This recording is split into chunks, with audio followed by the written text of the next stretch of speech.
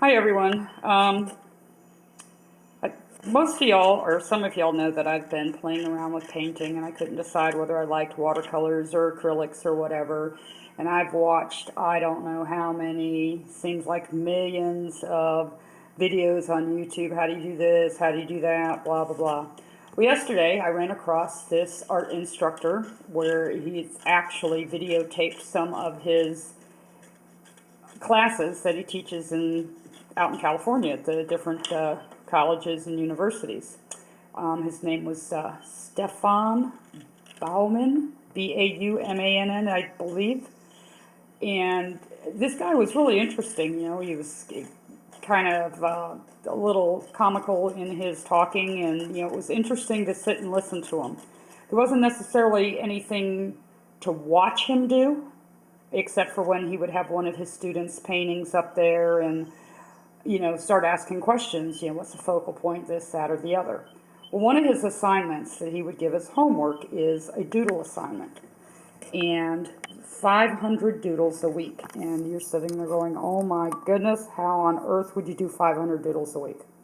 Well, when you get stuck on the telephone with that one person that just talks forever, what do? You pick up the pen and you doodle. It might be on the back of an envelope, on a paper bag, scrap piece of paper, but you just sit there and doodle.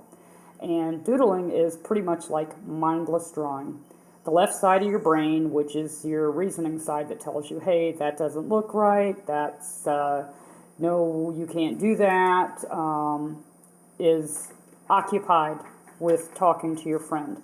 So your right side of your brain, the creative, free will, artistic, free-spirited part of your brain, is controlling your doodle. So his philosophy is just doodle.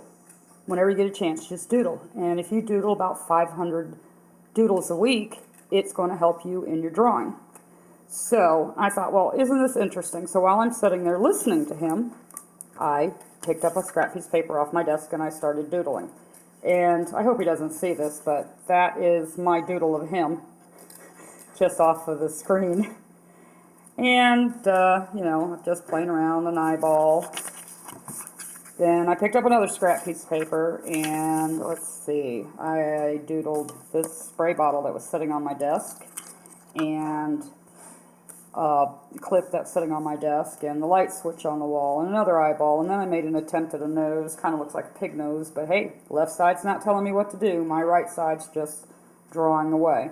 And a little flower, and this is kind of like the shelf on my desk. And of course, perspective is way off, but I don't care. It's just a doodle. And then I flipped this over, and I started doodling over here in the corner. It was a tree. And then I said, oh, well, let me throw in a moon. And then I threw in a fence and a path and scribbled in some grass and some cattails. And over in the corner, I threw off in the distance some mountains and some trees. Then there was a screw sitting on my desk and my bank card just kind of laying there, and I was just doodling, that mindless drawing. So that was last night. So this morning I got up and I said, the guy, he made sense. So I didn't have a sketchbook, but I had these composition books laying around that we weren't using with homeschool. So I was listening to him again, and on his board he had a peacock. And somewhere in the background of his scene there was a snowman, and then I just kind of doodled a pencil, and then I tried to doodle him again. That one didn't turn out so hot. And then there's this little bucket thing sitting on my desk. And then I flipped the page, and I had an eraser on my desk and a pencil on my desk, and I had watched this other lady do this walk in the rain painting, so I said, well, let me see if I can't doodle that out. And then a horse. She did a horse painting, and it was just a horse's head, so let me try to doodle it out. And another person that I watched was showing how to do eyes, so I was trying to doodle out an eye, and a nose, when this nose looks better than the other nose, and, another mouth, and here's another eye. And then a mustache, and I said, oh, well, let me throw a pair of lips under that mustache, and add a chin with a little fuzzy on his chin. Then I get over to this totally mindless page, and it doesn't really have anything of great interest on it. Oh, that's the top of a crochet hook.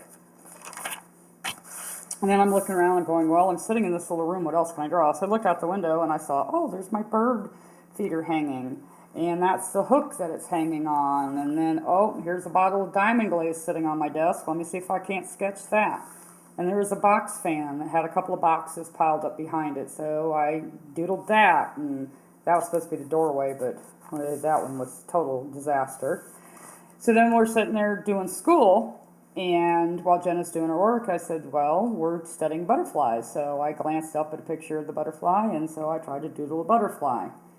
That's supposed to be a doorknob, and that's the little stand in our schoolroom. And the light hanging up in the dining room, and then she had her coffee can full of pencils sitting on the desk, and she says, oh, can you doodle some mountains? So I did those, and I'm going, just remember, all mountains aren't pointy. And there's the hinge on the door. And so, you think 500 doodles a week? Gosh, that's a lot. Well, not really, because this right here is a total of 57 doodles. It's not 500 pages, it's 500 little doodles throughout your book. So my paper's lined. It might look better on an unlined paper, but this is what I had available, and it didn't cost me any money to go out and buy anything or my time to go to the store or anything. So my challenge to you is to doodle 500 doodles a week and see what you can come up with. And you have to use pen. Whoops. No pencils, because if you have a pencil, it has an eraser, and then you'll want to erase. When you doodle and you make a mistake, what do? You color the lines in darker to correct it, and then you end up with some pretty interesting shading, like on this can. So that's the challenge. See what you can come up with. I'm curious to see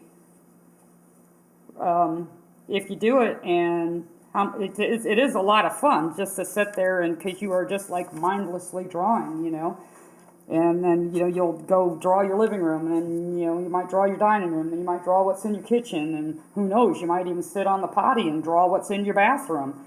But when you run out of things inside the house, then you're going to go outside the house, and you're just going to start doing things, and all this mindless drawing, mindless doodling is going to teach you to draw better. Your left side of the brain will suddenly realize, hey, the right side has got something going on there. Now, if I just do what that right side was doing, but just tweak it a little bit this way, now it's in perspective. And it's, what the guy said really made a lot of sense, so you should check him out. But take the challenge, see what you can come up with. I'm looking forward to seeing it. Thanks for watching.